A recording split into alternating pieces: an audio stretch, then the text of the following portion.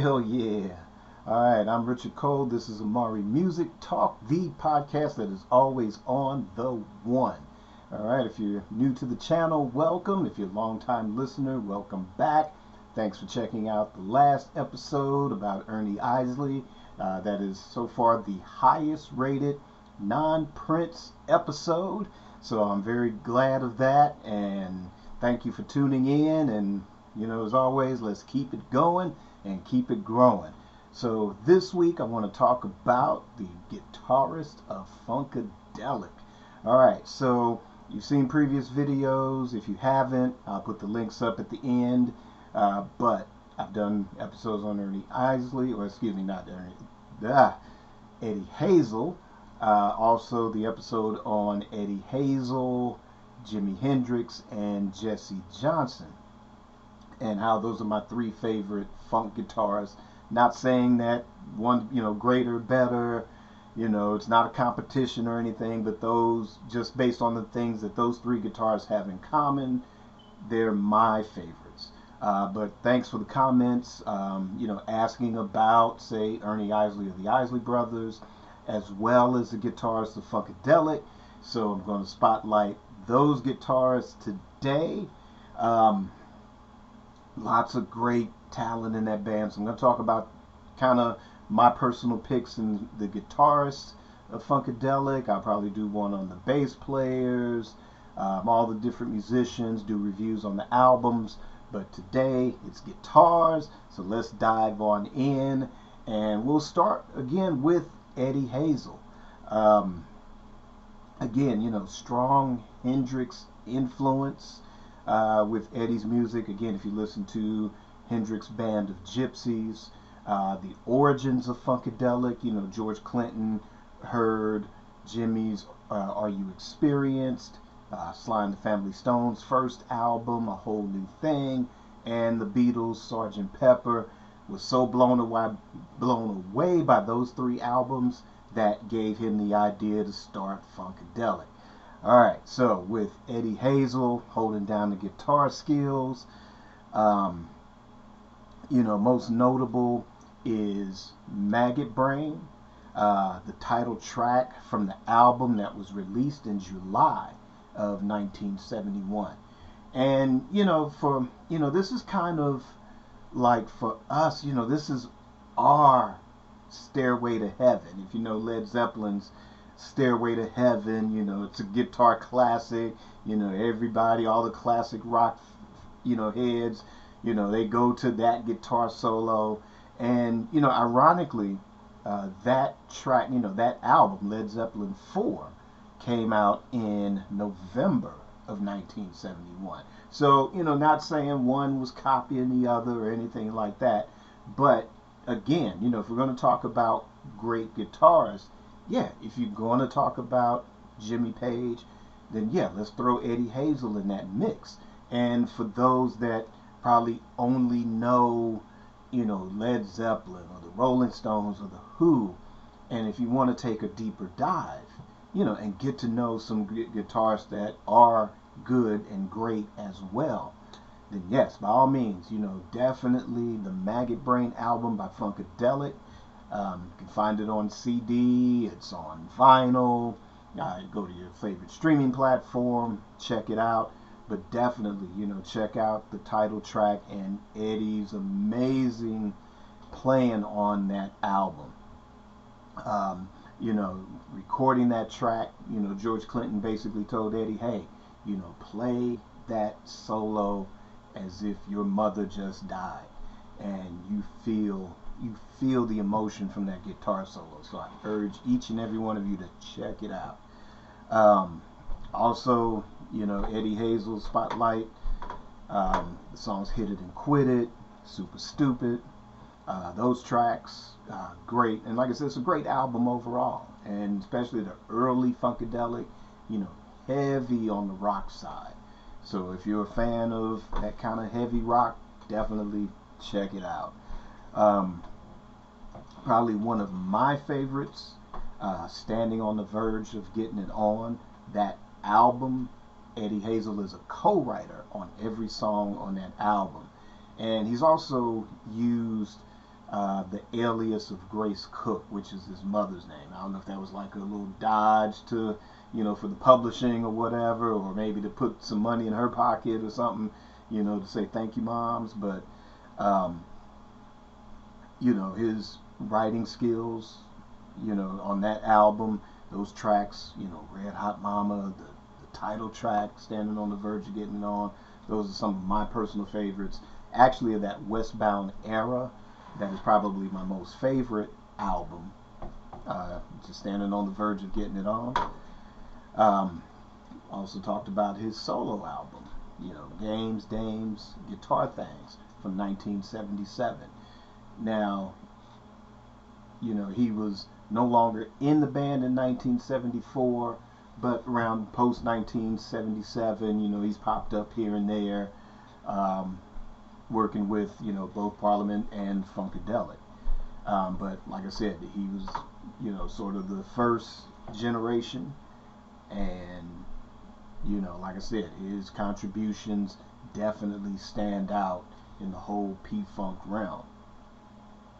But his replacement, which is Michael Kid Funkadelic Hampton, again, another guitarist with, strong Hendrix influences, kind of almost, for those sort of, rock heads, they kind of dismiss him as a Hendrix clone, but I think that's a very unfair, comparison.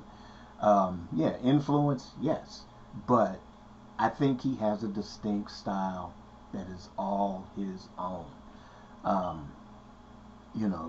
Listen to tracks like Take It to the Stage, or, his contributions to that album, his contributions to the Chocolate City album.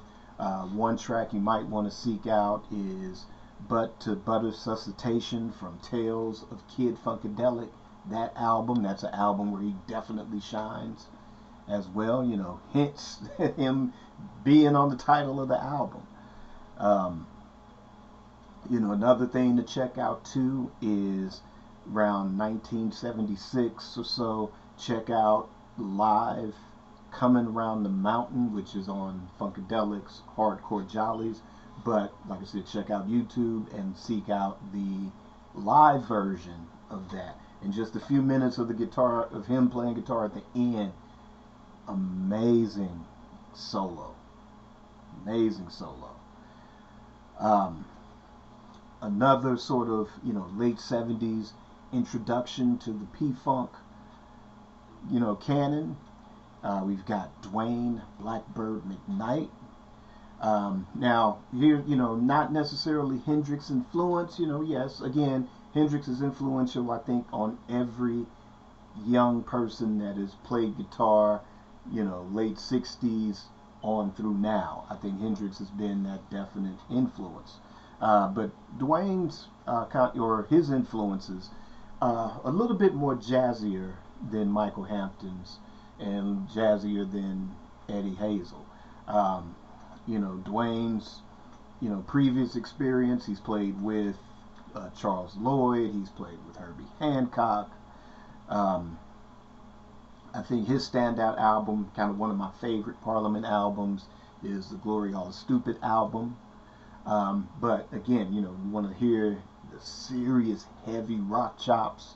There's a track, seek it out, it's called Dog Star Fly On, and it's from the Dope Dogs album by George Clinton and the P-Funk All-Stars. And again, just that heavy, heavy rock, definitely a track to check out. Alright, and then let's go back a little bit. We'll go back to Gary Scheider. He was there, in the early Funkadelic, Westbound era albums. His standout is probably one of my favorite early Funkadelic songs, which is Cosmic Slop.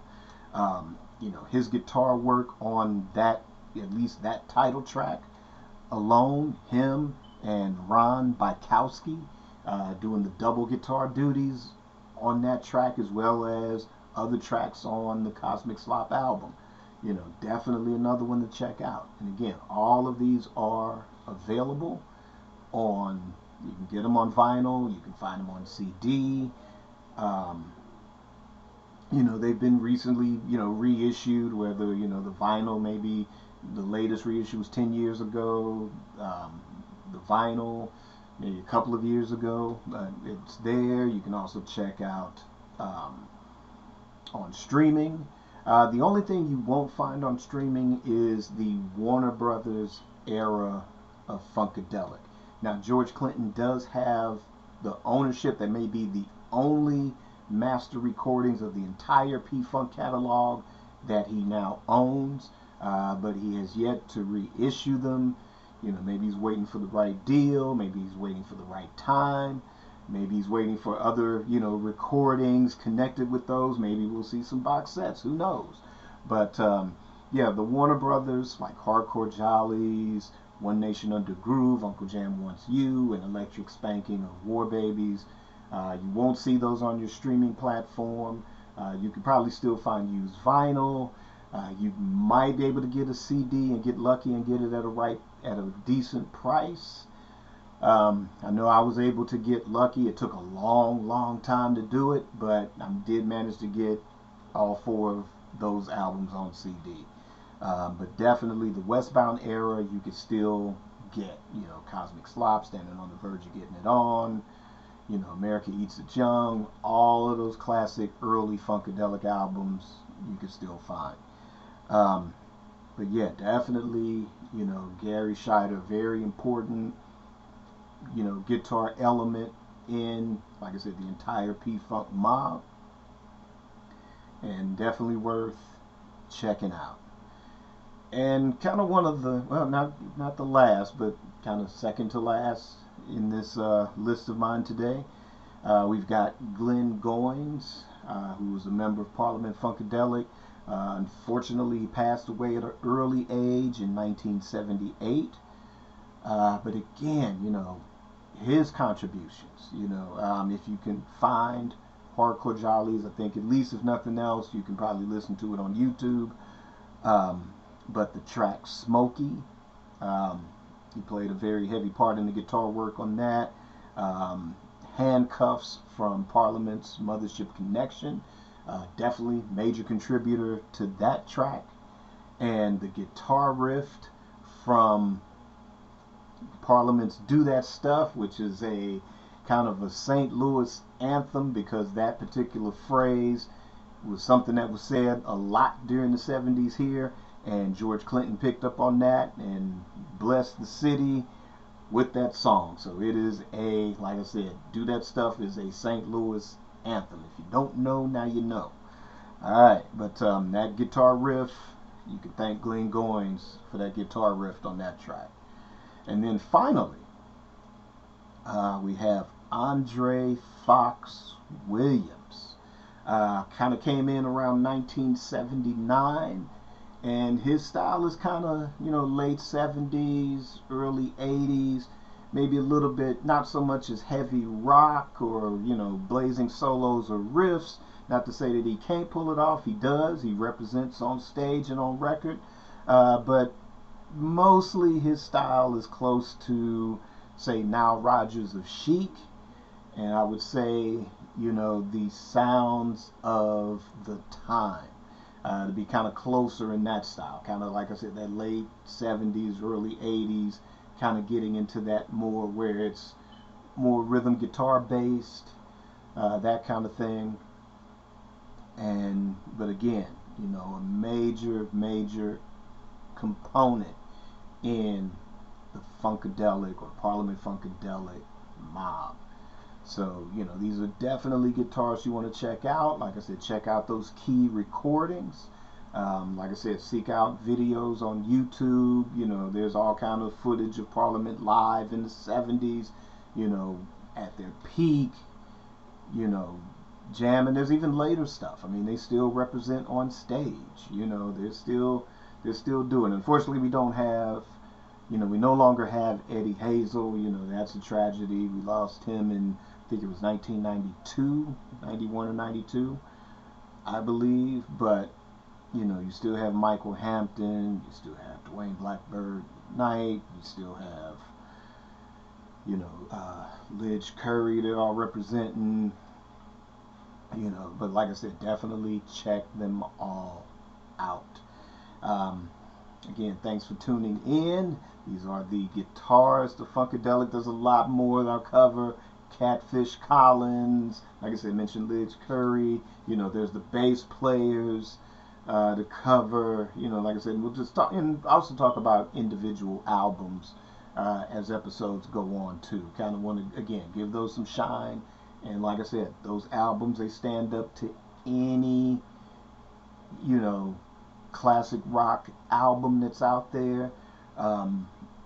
As far as like crossover, maybe they didn't get that crossover, but definitely beloved in the, you know, even underground. The Westbound stuff was more underground than the Warner Brothers stuff, but still, you know, it had an audience. And like I said, let's keep them in our memories. You know, let's introduce these younger generations to it, and let's keep it moving.